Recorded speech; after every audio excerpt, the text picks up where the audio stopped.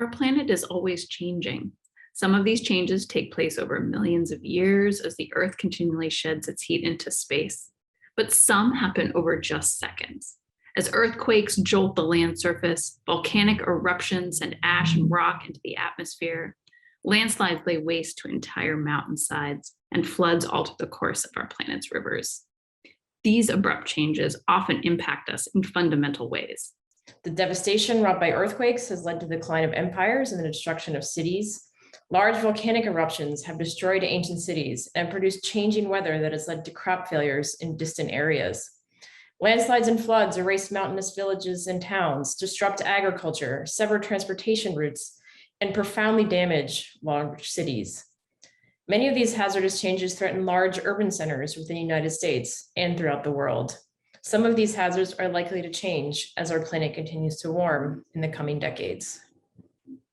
Yet some of the most fundamental questions whose answers would help us to anticipate the impact of these hazards remain unanswered. For example, can we know the location and timing of large earthquakes and volcanic eruptions ahead of time? How do shaking from these earthquakes, rocks and ash from these eruptions, and changing weather patterns work together to produce landslides? How do landslides alter rivers, and how does this threaten downstream cities and an aging infrastructure? What will be the impact of these hazards as climate change alters the amount and location of ice on our planet and the weather that gives rise to landsliding and flooding? We need answers to these fundamental questions to anticipate the impacts of these hazards so that we can design a resilient and more sustainable society. Some parts of our planet are well suited to getting these answers because they are places where earthquakes, volcanic eruptions, landslides, and floods occur in concert in close proximity. In some locations, they occur frequently enough that we might be able to observe them directly, which allows us to understand what their drivers are and what events might precede them. Those areas are called subduction zones. In these subduction zones, one of these plates is pushed below the other, causing it to sink deep into Earth. Such sliding between the plates can produce earthquakes and build steep mountain ranges along the area of convergence. The sinking of one of the plates can create molten rock that rises to plates, which may ultimately produce a volcanic eruption. The steep mountains created by these processes cause air to rise, and in doing so, create weather that triggers landslides and floods. The confluence of all of these phenomena makes these areas especially good targets for studying the processes that produce these interacting and cascading geohazards. Two of these subduction zones are located in the United States, one in the Pacific Northwest, the other throughout Alaska. So an understanding of the processes that pose these hazards is essential for ensuring that these areas thrive and are resilient in the future. In the fall of 2016, the community held a workshop and articulated a vision for studying the fundamental processes that drive hazards at subduction zones. The resulting community initiative, called Subduction Zones in 4 Dimensions, or SZ4D, brings together scientists studying earthquakes, volcanic eruptions, landslides, and flooding. The SZ4D was funded as a research coordination network, or RCN, by the National Science Foundation, and has now been through a systematic process to identify the most pressing questions that need to be answered by the scientific community to understand the geohazards that impact people. Our ultimate goal is to provide guidance to potential partner agencies, such as the National Science Foundation, the United States Geological Survey, NASA, and NOAA, as to how efforts might be implemented and integrated to maximize scientific discovery and the impact to societies. For the past few years, representatives from communities studying faulting and earthquakes, volcanic processes, and subduction zone land and seascapes have organized into working groups who have identified community priorities and key measurements required to enable the scientific advances that are necessary to better understand geohazards. Leaders of these groups have communicated and coordinated these priorities through a steering committee, which synthesizes community input and identifies shared activities and cross-cutting scientific questions. An executive committee consisting of a subset of the steering committee executes the charges of the steering committee.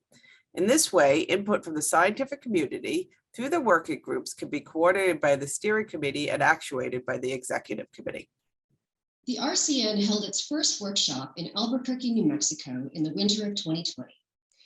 All members of each of the working groups brought community priorities to the meeting, which were used to forge a unified scientific vision representing overlapping priorities of the diverse communities studying subduction zone geohazards.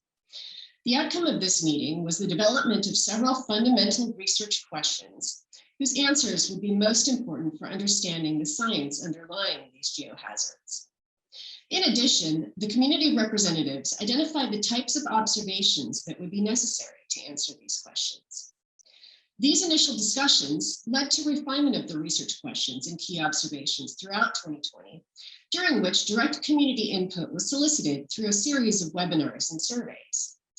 Based on this community input, as well as input from the other working groups, each working group refined its research questions and key measurement requirements continuously throughout 2020 and 2021.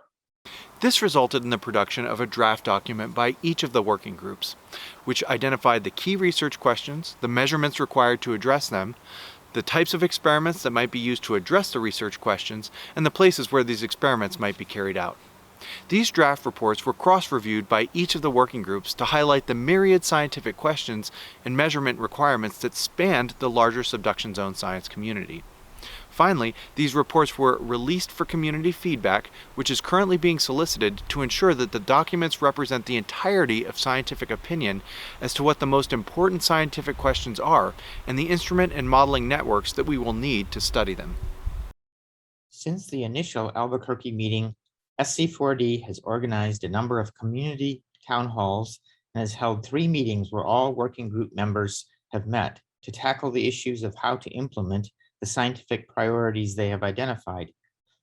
This process will continue throughout 2021 and the first half of 2022. During this entire process, SZ4D continues to organize town halls, produce webinars such as this one, and encourage community conversations with individual working group members to ensure that all community priorities are properly represented in SZ4D efforts. The purpose of this webinar is to introduce you to key elements of the draft report, which has now been released for public comment. The fundamental science questions targeted by SZ4D are the foundation of the research plan. The draft report outlines an implementation plan for interdisciplinary research using cutting-edge technologies. First, the overarching aim of the faulting and earthquake cycles component of SZ4D is to understand when and where large, damaging subduction zone earthquakes occur. This working group identified the following 4 research questions as priorities for investigation to address that broader objective. How do subduction zone fault systems interact in space and time? What controls the speed and mode of slip? Do precursory signals occur before earthquakes? And what physical conditions and processes increase the likelihood that an earthquake will generate a significant tsunami? Answering these questions will hinge on acquiring data about how Earth's surface moves in response to fault slip over time, both on land and underwater. It also requires us to sense the vibrations produced by earthquakes across the land and sea. And it finally requires us to study rocks themselves, both in the field and in the laboratory. The Magmatic Drivers of Eruption group identified a central question surrounding their study of volcanic hazards. How do transcrustal processes initiate eruptions at arc volcanoes? They seek to identify measurable and reliable precursors to a volcanic eruption, which requires the deployment of instrument networks to measure the motions of volcanoes, the vibrations caused by slipping faults and rising magma, and the gases being given off by volcanoes. These networks must be made to work in the caustic volcanic environment, as well as to deliver real-time data streams to scientists seeking to identify and understand changes that may be harbingers of a coming eruption. Finally, the Land and Seascapes Working Group identified 2 broad research questions. How do events within Earth's atmosphere, hydrosphere, and solid Earth generate and transport sediment across subduction zone land and seascapes? And what fraction of a subduction zone's energy budget goes into building and shaping subduction zone land and seascapes? Both research questions are aimed at understanding how atmospheric and Earth disturbances trigger processes such as landslides, and how the generation of these features can change the form of the land in ways that conspire to produce greater flooding downstream. Understanding such a hazard cascade requires detailed measurement of the form of Earth's surface, the changes it undergoes in response to atmospheric, volcanic, and earthquake disturbances, and the ability to collect real-time information about environmental events such as storms. The multitude of hazards posed by subduction zones are controlled by coupled, multiphysics and multi-scale processes, which have yet to be fully captured by integrative and predictive models. The Modeling Collaboratory for Subduction, or MCS, was envisioned by the Boise SZ4D report as a new computational geoscience and community building effort to transform our understanding of these processes. The goal is to bring about the data and modeling infrastructure needed to integrate existing and future data streams from subduction zones for assessing hazards, quantifying uncertainties, and identifying optimal observational strategies to reduce those uncertainties.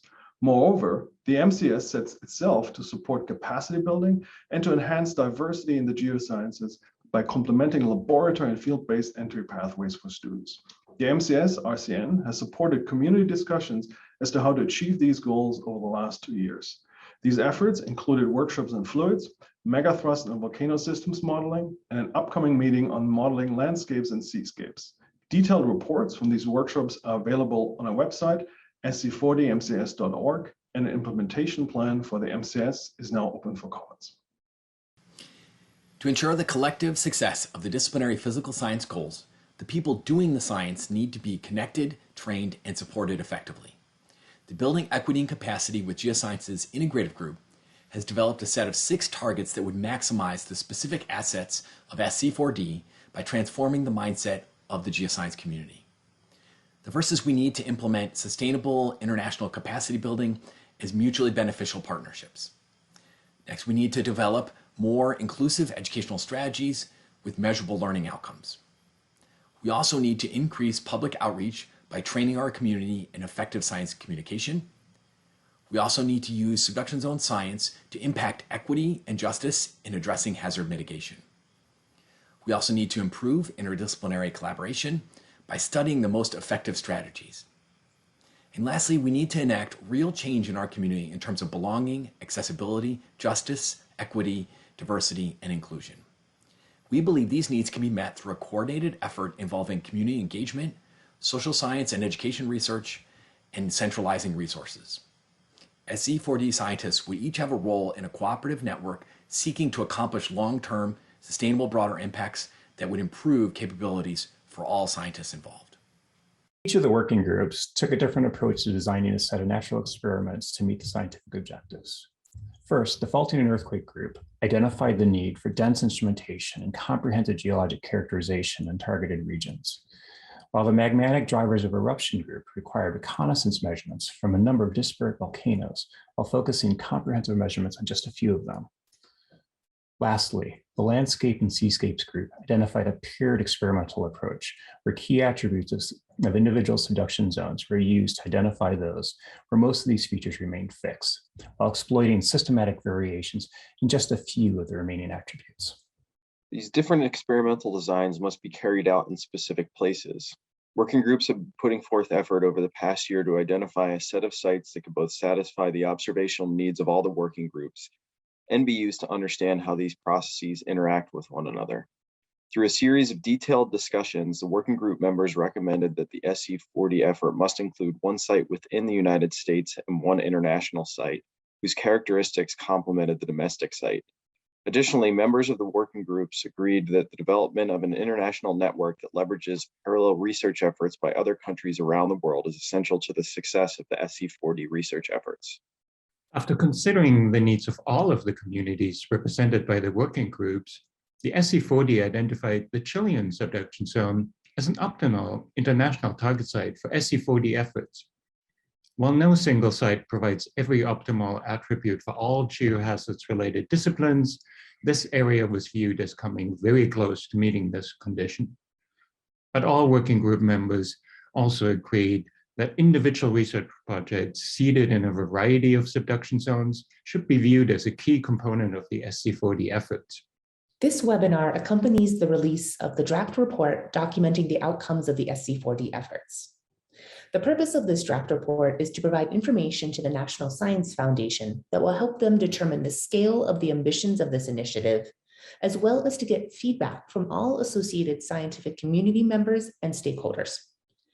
During the next year, the SZ4D will assimilate this feedback into a number of draft revisions to produce a document that represents the scientific consensus as to what needs to be done to make a leap in our understanding of geohazards and where to carry out these studies.